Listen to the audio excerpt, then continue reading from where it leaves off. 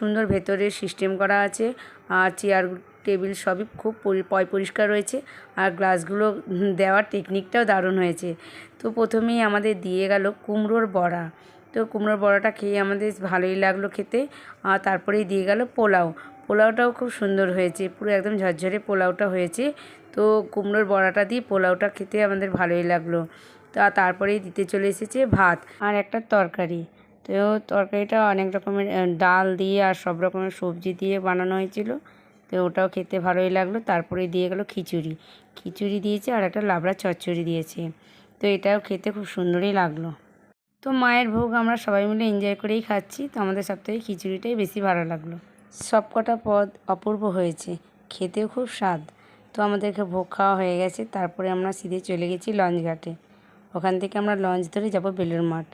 তো বেলুড় মাঠে বেশিক্ষণ থাকবো না, ওখান থেকে ভিডিওটা ভালো লাগলে একটা লাইক করে দিও।